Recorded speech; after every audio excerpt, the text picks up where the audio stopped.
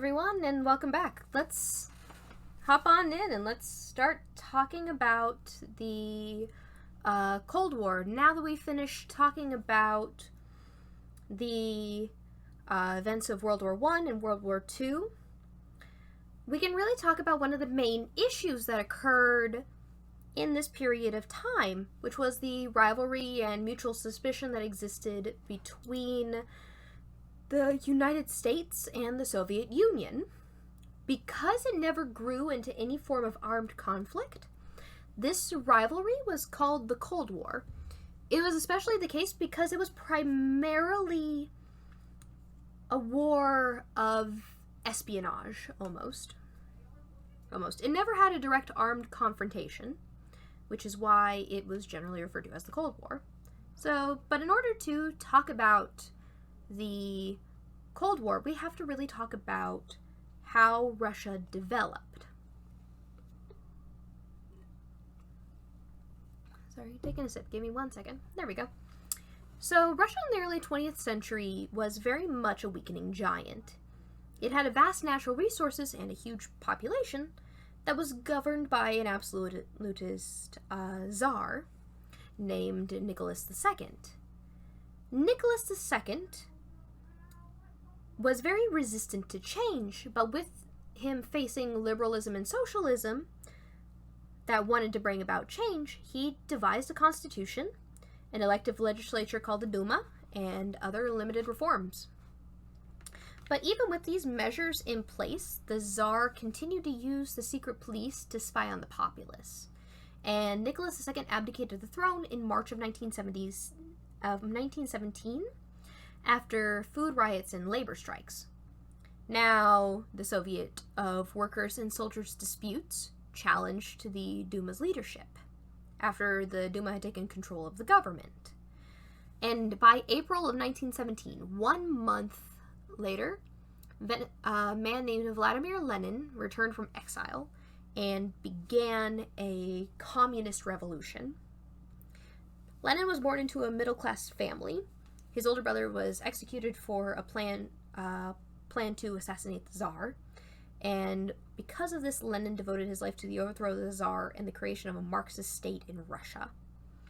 He built a previous faction called the Bolsheviks, which meant the majority, and they gained control of what was known as the Social Democratic Party, the Socialist Democratic Party. Their opponents within the party were known as the Mensheviks, the minority, and this later formed another group that became the Communist Party in 1918. Now, there was a provisional government under a man named Alexander Kerensky, but they struggled heavily with the war, with economy, and with domestic security issues. And by November 7th, 1917, Lenin's revolutionaries took over the public utilities of St. Petersburg. This and Kerensky's escape led to a 2-year civil war in which the Union of Soviet Socialist Republics, the USSR, or the Soviet Union, was formed. Technically, it was a collection of various individual states, Russia, Ukraine, Belarusia, Siberia, etc. But the party headquarters in Moscow had all the power, and they made all of the party decisions. Lenin began the communist state, but after his death in 1924, after much power struggle, Joseph Stalin became the leader. He kept a close eye on the greater economic planning and crushed any opposition that was ahead of him. This closer look at the greater economic planning and this crushing of any opposition to his authority or any opposition ahead of him led to a very unproductive farm economy and a declining individual incentive overall. Even with this, there was still rapid industrialization that took the 1930s at this point in time. Communism as a whole, though, allowed for no freedoms of speech, freedom of faith, or freedom of the press. Individuals under Stalin's regime were highly limited. Soviet economic growth and the need for Soviet assistance gave them great power when it came to the Allies' discussions of World War II. Stalin kept control of the Eastern European countries he had taken over at the end of the war. And in describing this domination of Eastern Europe, Winston Churchill warned the world that an Iron Curtain had taken over Europe, keeping freedom and the chance of propriety away from millions of people. Their freedoms were denied because of this Iron Curtain of communism that had descended over a large part of Europe. Now, the Soviets wanted to spread communism to other countries, and of course communist parties formed in other Western nations. But they never saw the same effect that they had in Russia. They never had really the ability to overthrow any existing governments that were in place the same way that they had been able to in Russia. But even with this, many in the West feared the potential of a communist expansion, and non-communist countries formed what was known as the North Atlantic Treaty Organization, or NATO, as a response to Russian aggressions. If any Russian aggression took place, NATO would step in, and these Treaty of Non-Communist countries would step in. However, one thing that also heightened tensions further in the West was the Russia's development of an atomic weapon in 1949. And the Soviet Union began a massive arms race, building up stockpiles of conventional and nuclear weapons to either prevent an attack or to be able to retaliate if said attack were to happen. There was also scientific advances, such as the launching of the first artificial satellite, which we will get into whenever we talk about the space race in a little bit.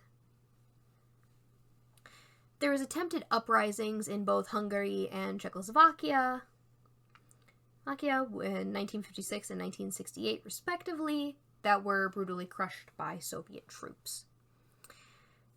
There was one more part that came to a head that was a fearing of the communist expansion, and that was whenever in 1949 communists took over China. Russia and China were allies for a time, but ended up splitting in 1962. Now, although the US and the Soviet Union never went to war against each other, their competing interests came to a head with both the Korean War and with fighting in Vietnam. Now, the Soviet Union supported the invasion of the Free South Korea by the Communist North Korea in 1950. The South was defended by the United Nations, a coalition of allied troops that ended up being pushed to the southern tip of Korea by northern fighters, but an allied force was able to push them back and cut off supply lines. And this pushback continued to be the case until Chinese soldiers began to assist North Korea.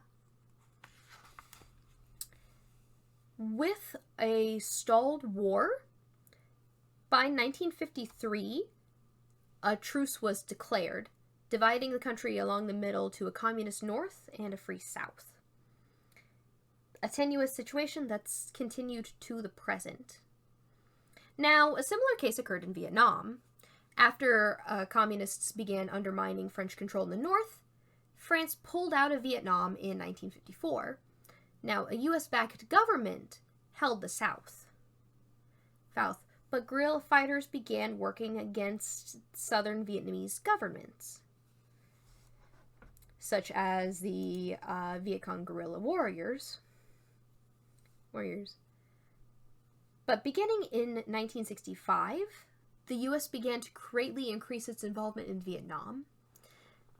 Over time, this became increasingly unpopular with the American public.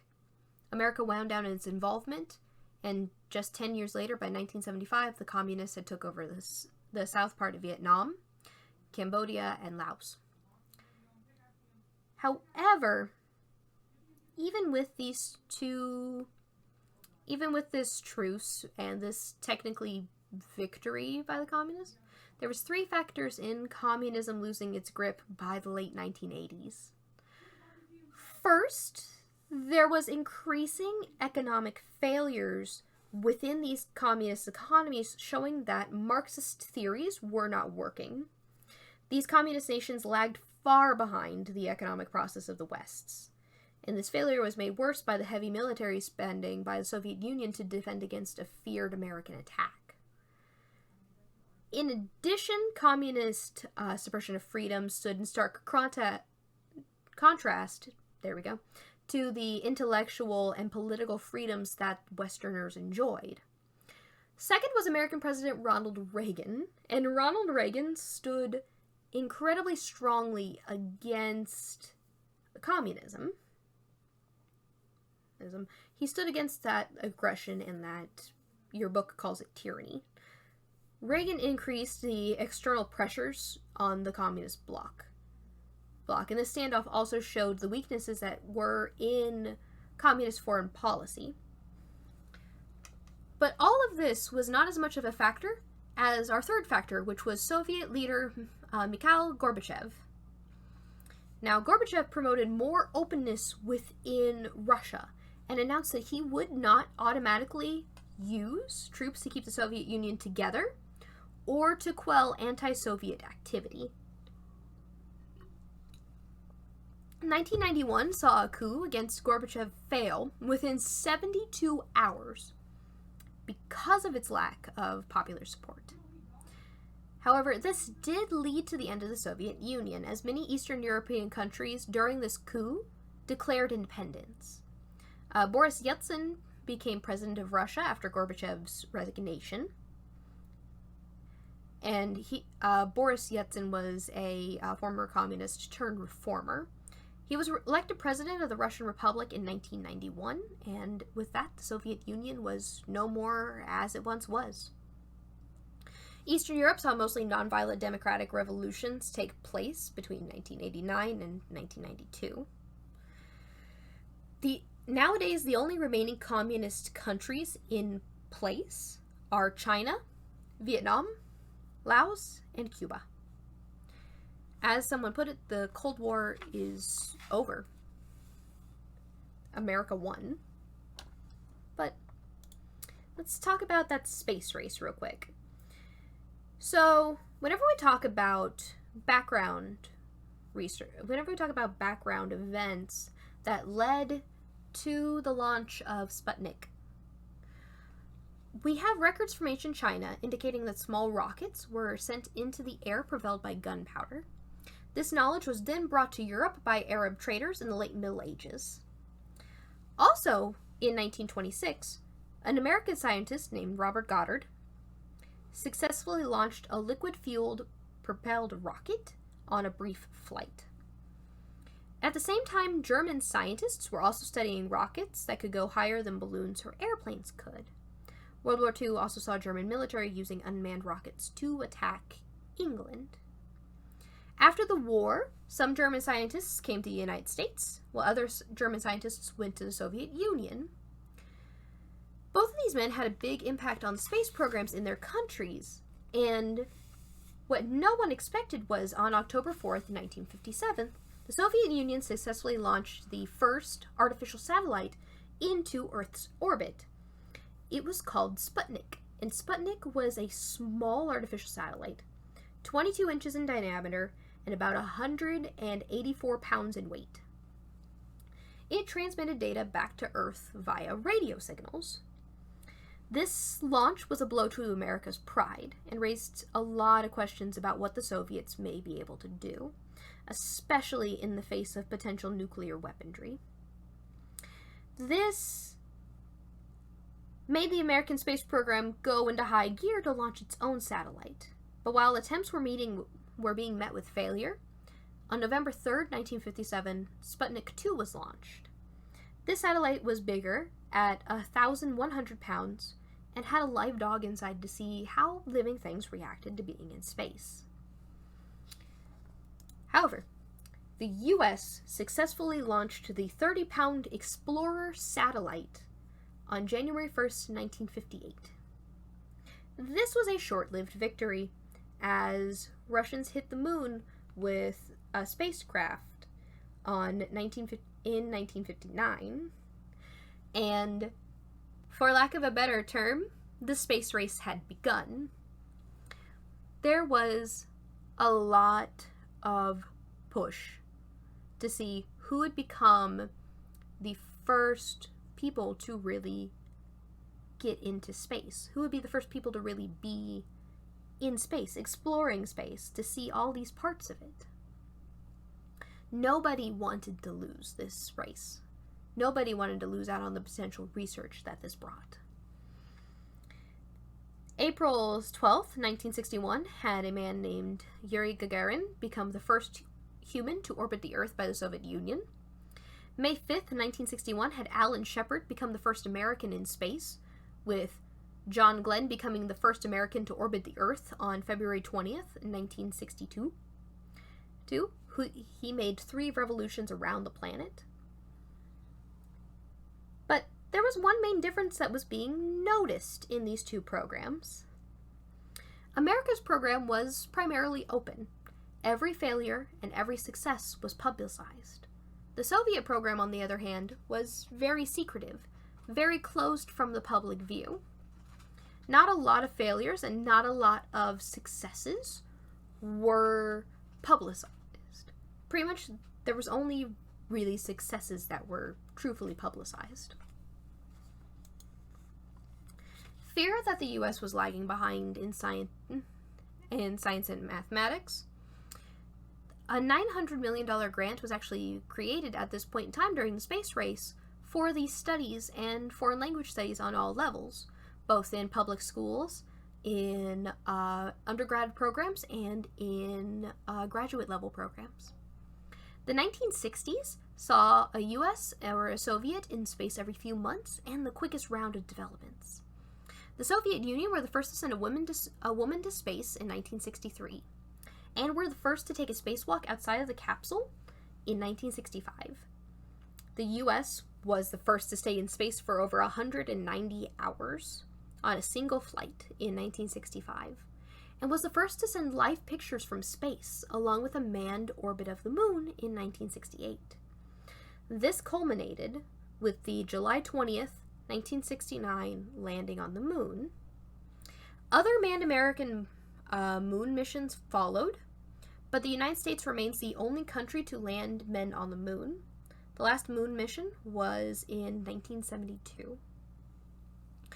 Now, the Russians, meanwhile, took their space program in another direction and concentrated on building an orbiting space laboratory starting in 1971, with the U.S. beginning in 1973.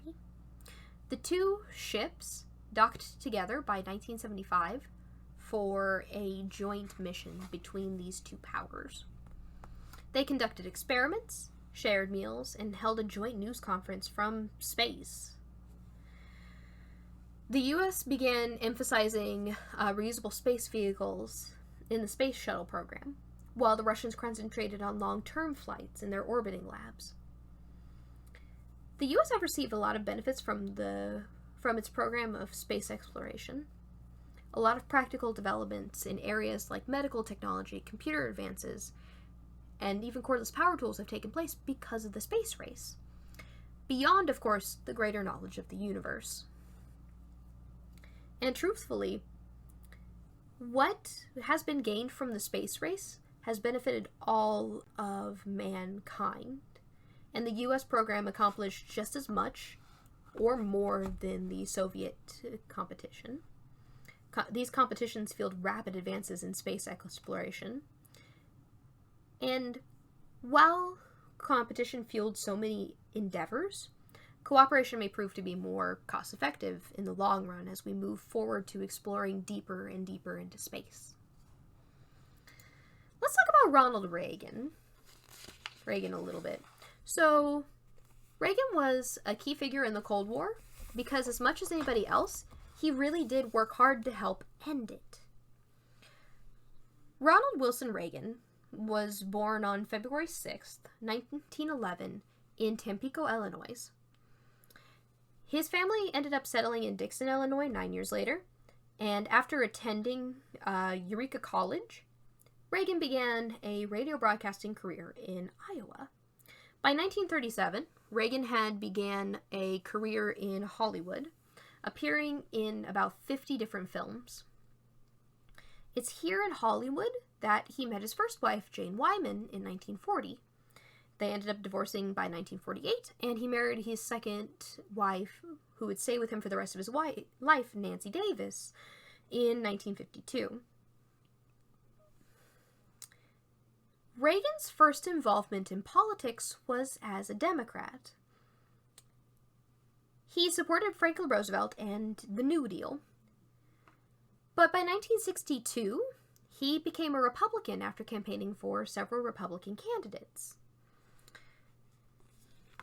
1966 saw Reagan become governor of California, and by 1980, Reagan defeated the incumbent nominee Jimmy Carter, and at age 69, he became the oldest elected president. He was re-elected in a landslide in 1984 and retired from public life soon after this period. He died on June 5th, 2004, at the age of 93. Reagan's domestic policy was highlighted primarily by significant tax cuts that stimulated the economy. Oh, I'm sorry, kitty. Hold on one second. My cat wants to go out. Go ahead. Apologize. So Reagan's domestic policy was highlighted by significant tax cuts that stimulated the economy, but left federal deficits in its wake in budgets passed by Congress. Reagan's foreign policy, on the other hand, greatly opposed oppression and supported freedoms. Reagan ordered a U.S. Marines to Lebanon in 1982 to assist in a peacekeeping force there after a long war which involved both domestic factions as well as involvement by Israel and nearby Arab countries. He ordered an invasion of Grenada in 1983 after a Marxist coup there threatened political stability. He did order the bombing of Libya in response to terrorist attacks by the Libyan government in 1986, and supported anti-communist governments as well as groups that opposed communism in Central America and elsewhere. President Reagan also met 4 times at summit meetings with Mikhail Gorbachev, developing a good working relationship, and in spite of, or perhaps because of Reagan's forthright opposition to communist expansion, the Reagan administration implemented a major increase in defense spending and in further negotiations that ended up leading fully into a cut of nuclear weaponry for both the US and the USSR. Because of his willingness to work with Gorbachev, his unbending foreign policy, and his belief in opposing oppression and favoring freedom, Reagan assisted greatly with the ending of the Cold War. He was willing to stand toe-to-toe with communist leaders and really did believe in the American dream and in the gift of freedom.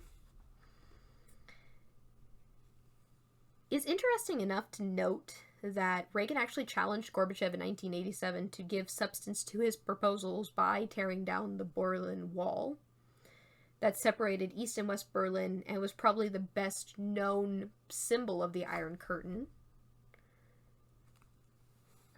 No one can say whether this proposal actually did lead to the falling of the Berlin Wall. But it shows how much Reagan was willing to challenge these types of beliefs.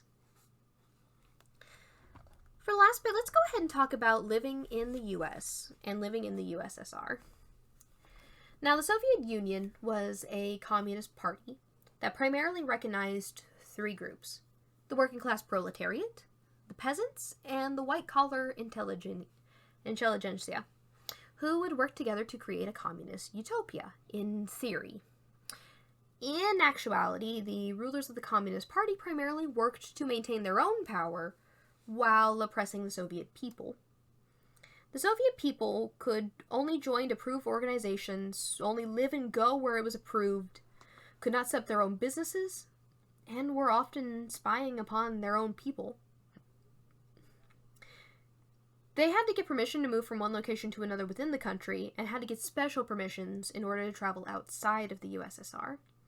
Most citizens had few material goods, and the general public ate mostly bread, cabbages, and potatoes. Their diet was not very diverse at this point in time. Few families had refrigerators, and women often had to stand in line, sometimes for several hours, to be able to get into a grocery store.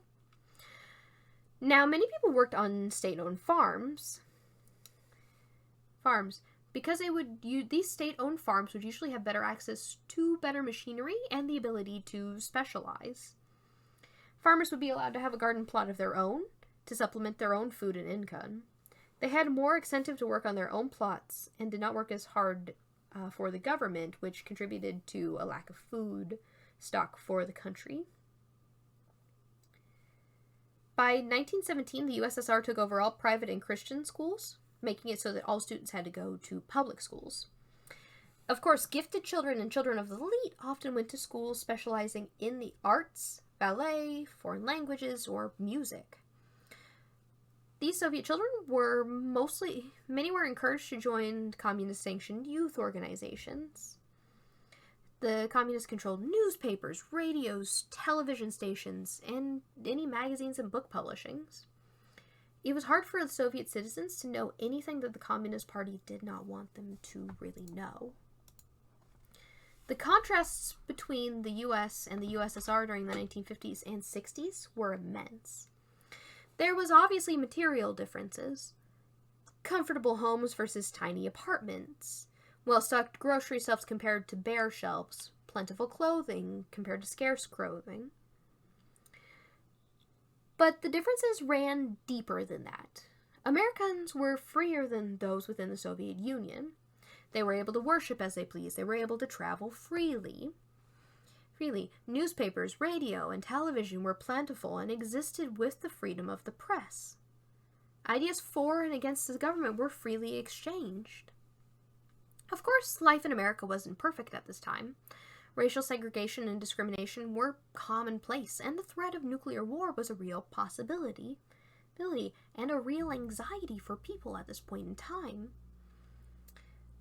But opportunities abounded in America for a person who was willing to work compared to the opportunities that were present within the Soviet Union. However, with that's about what I have for you this week. One last thing before we head out. You do have an exam this week on lessons 20 through 25. So please complete it alongside your study guide and quiz. A Kahoot for studying has been posted and should be in the same assignment as the link to your exam. And, well, you got this. And I wish you good luck. Stay safe, everyone. And we'll meet back online next week. Have a good rest of your day.